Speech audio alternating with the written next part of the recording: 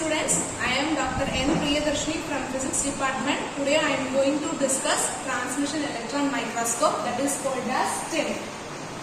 It is an instrument we use a high energetic electron beam to determine a very small material.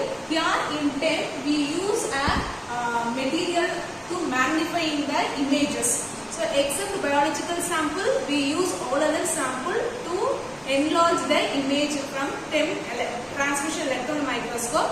The examination field is we can examine topography, that is an overall surface of the specimen, and composition inside the material, elemental composition, presence, that is an atomic weight and weight percentage of the sample. Then crystallographic data, we give an atomic internal structure of the material like d-spacing, lattice constant. We also analyze the SAD pattern, that is selected area electron diffraction pattern, is also achieved from TEM transmission electron microscope. So I show the schematic diagram how the TEM is working. First we have an electron gun. From electron gun we get a high energetic electron beam that passes through the condenser lens. In TEM we all having all type of lenses are magnetic lens only. So first is the condenser lens. It condenses the electron beam and then the electron is passes on the sample, that is called a specimen. For specimen we have to prepare the specimen before examined. So generally we use and very thin sample preparation is needed for transmission electron microscope. Generally the specimen is very thin, in the nanometer kind of 150 nanometer. So after passing through the specimen, the electron beam is transmitted through the magnetic objective lens. Here the information size is determined from the objective lens.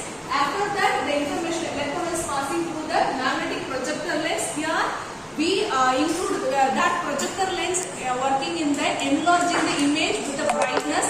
When the sample electron is flow through the fluorescent screen, here we get an image.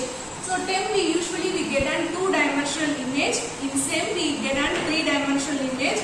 So here the specimen interaction. So first we see the specimen interaction. If the electron beam is strike the specimen, we have an interaction that the electron is interacted with our specimen. So first we get an unscattered electron. So we have a specimen. Electron strike the specimen. Scattering, we have the electron is transmitted through the specimen. We get a scattering and unscattering electrons.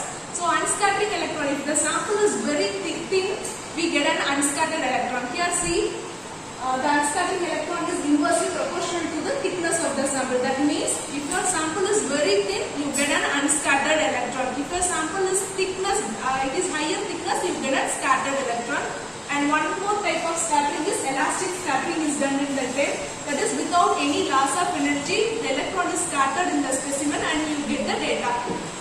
And advantages is TEM you get a high magnifying image with clearly determine the internal structure of the element. Mostly we use this, material science area. We can use them to determine the elemental composition and to determine the internal atomic arrangement, how the atoms are arranged inside the atom by using the TEM transmission electron microscopy. Disadvantages, it is very costly comparatively to other microscope. It is very costly slightly. To determine the material characterization,